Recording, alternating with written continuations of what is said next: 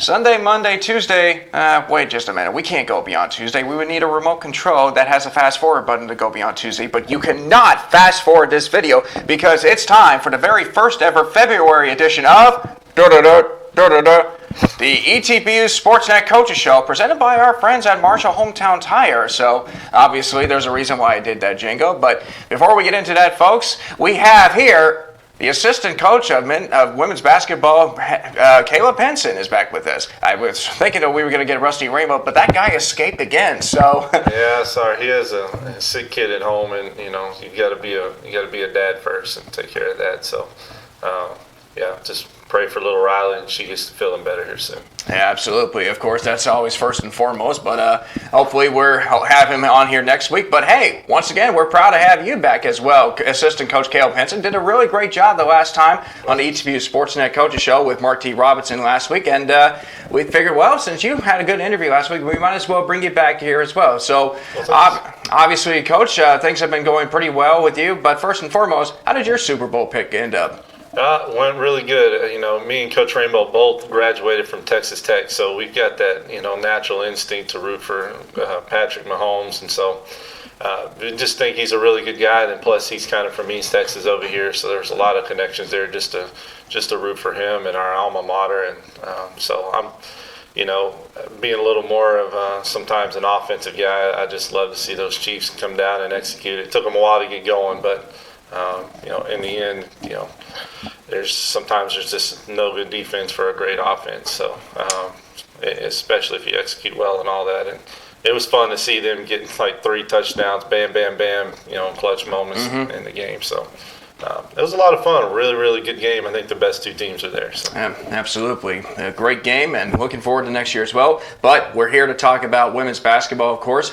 Last weekend, of course, you ended up playing Laterno and Laterno. So one team twice. Obviously, when you're playing the same team twice, especially on a Thursday and Saturday situation where you're kind of accustomed to the routine of playing one game, then getting prepped up for the next game, is there a challenge with preparing for one team exactly within the span of 4 days in contrast to playing 2 teams within those same span? Yeah, I think it was. I've never done that.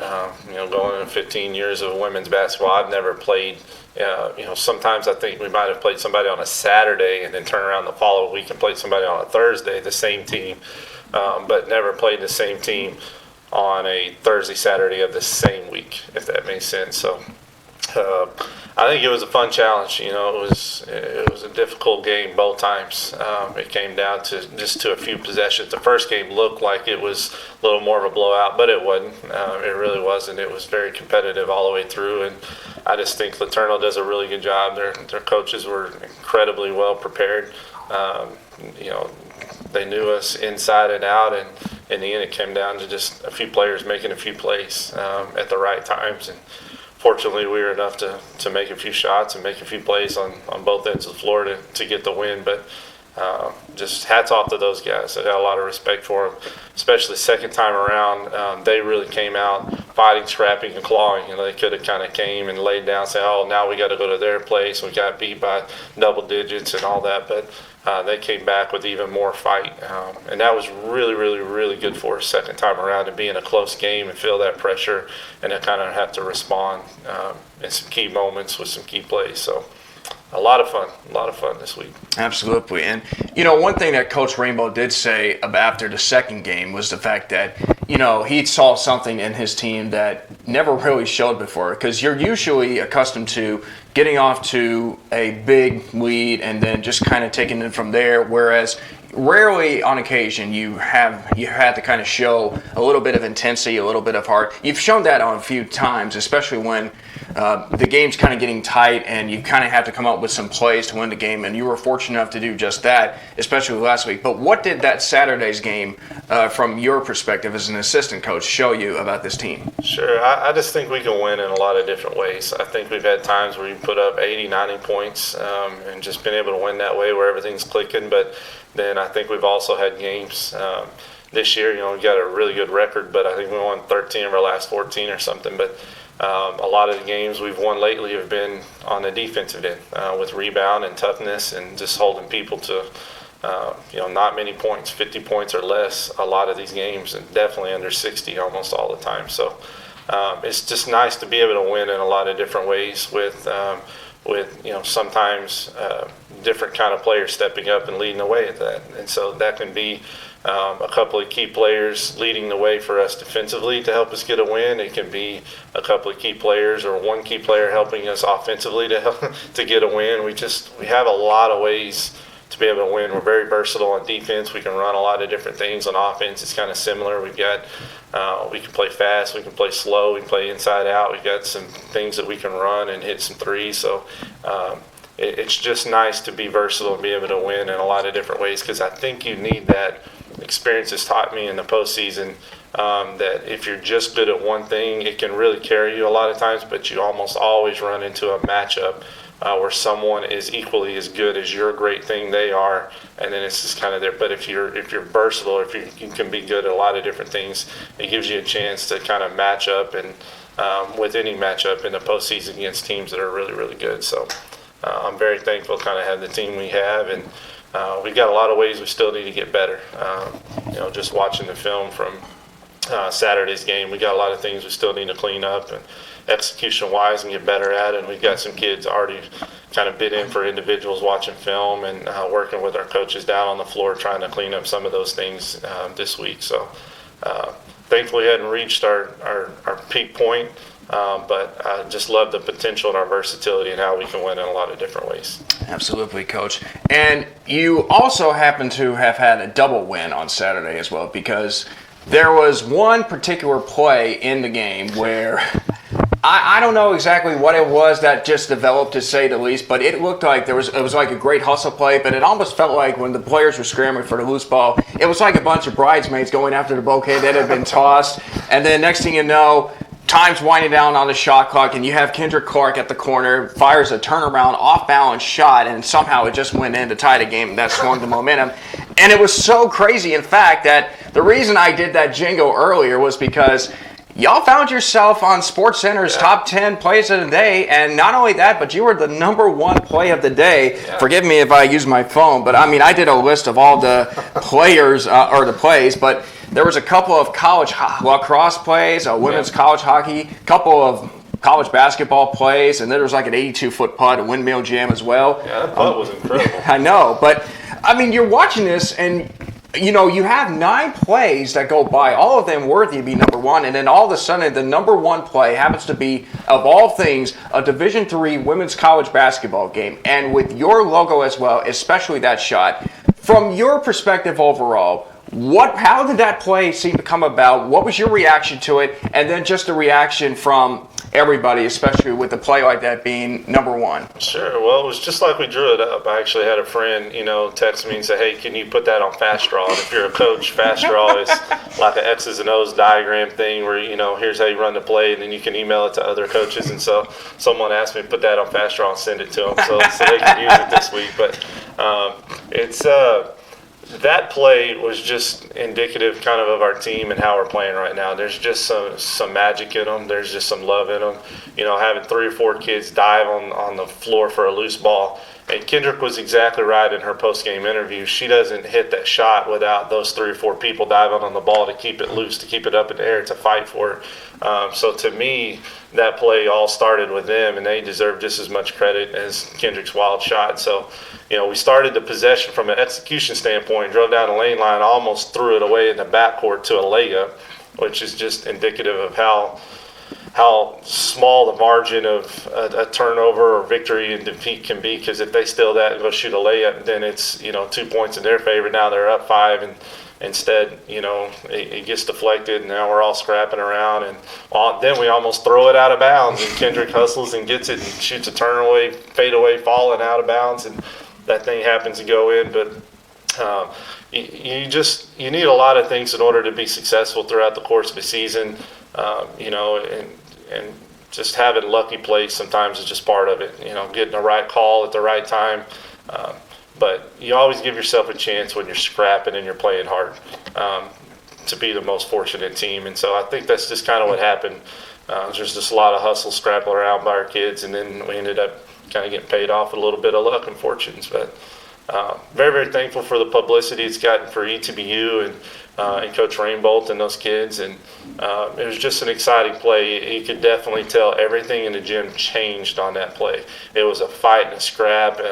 The whole entire game, just trying to hang in there. And then as soon as, that play happened, it's like the whole environment changed. Everybody was on their feet and screaming and yelling. It got everybody, from our team especially, just amped up to the next level. And then we're able to kind of close out the game a little bit after that. So, what a great week.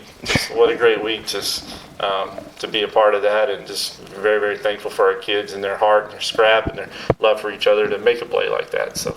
Absolutely. And so obviously, Laterno, of course, by the way, also commented on it. They were proud to be a part of that play, even though they just happened to be on the wrong side of that play as well. But yeah, there's a lot of teams going on, probably having great success, wishing, why can't we be number one on that? Two of those teams I know you'll be playing this week, one of them being the University of Texas Dallas on Saturday. But a little quick brief, we need to bring in Ozarks as well, because they also happen to possess some good challenges as well. So this is, of course, the last road trip of the regular season. Obviously, the all-friendly trip to Clarksville and Richardson, of course, which you've had some success in both arenas, to say the least. But there's a lot at stake going. It was special with this week. Obviously, there's more games to play afterwards, but right now you're still kind of in the hunt to potentially host the American Southwest Conference tournament here. That's going to require you to knock off both of these teams as well. But again, second time around, it's always a challenge, especially when you're having to play some very solid competition.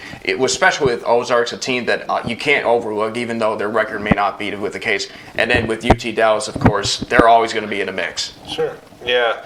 Ozarks is a tough place to travel to, just kind of out of the way, and then just going into their gym and their environment, tough place to play with a really good coach that came down to Marshall last time and played us very, very well. And so we got to be incredibly prepared for them, because winning a game on Saturday, if you start looking ahead to that, but you end up losing today, then it doesn't really mean as much. So.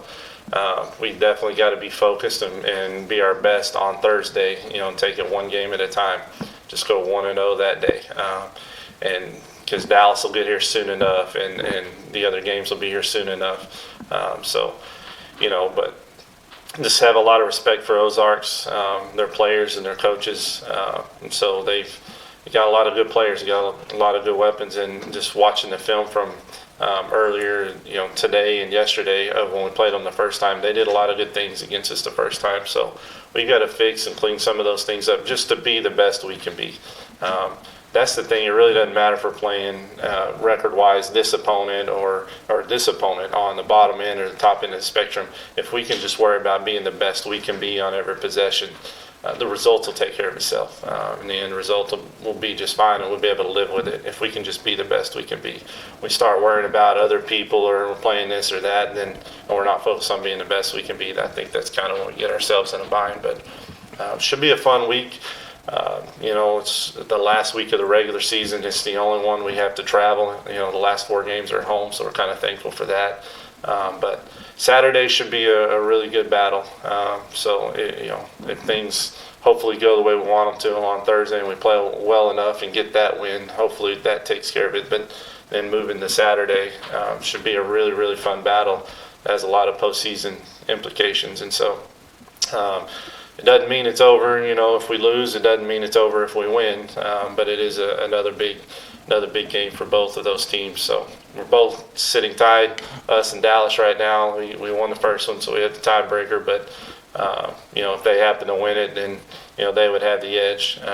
If we happen to win it, then we'd have the edge going forward with still a lot of games left. But should be a lot of fun. I think we'll have a lot of support. We've got a lot of friends and family and recruits and commits and things of that nature that'll be at that game. So should be a great environment there Saturday. The thing that I love the most is it's always a really fun basketball game with UT Dallas. The environment's there, the competitiveness is there, but most importantly, it's just really good basketball. There's a lot of high IQ things going on from both coaching staffs and both players, and it makes it really fun to coach and be in a game and an environment like that. So. Absolutely. And of course, with your team, you just continue to find ways to amaze. I mean, we have Kendrick Clark, who's making the incredible shots to get on SportsCenter. We have Mallory Stevens, who is playing hard while also taking a couple of shots. I call her a champ sometimes, to say the least. I didn't think street fighting, is a part of it, but and of course, just the play of Amanda Wilson. But how proud of you of this team up to this point? Just incredibly proud. Very, very thankful for Coach Rainbow. He's just done a great job from the beginning of the year all the way through now of leading this group, of getting us to where we are. And so, they just take on the nature of who he is as a competitor and how hard he works. And we all just follow his lead. So very, very, very proud and thankful, for him, of him, glad to be working with him. And the same thing with this team. It's just they're a lot of fun.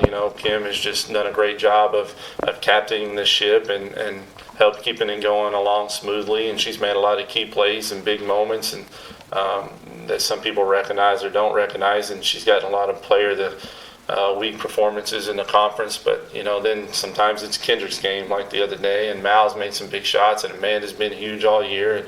But we just got a bunch of key pieces also throughout the bench. But it's not about individual names, even through with the coaches or the players or anything. It's just about us collectively staying unified and doing things together.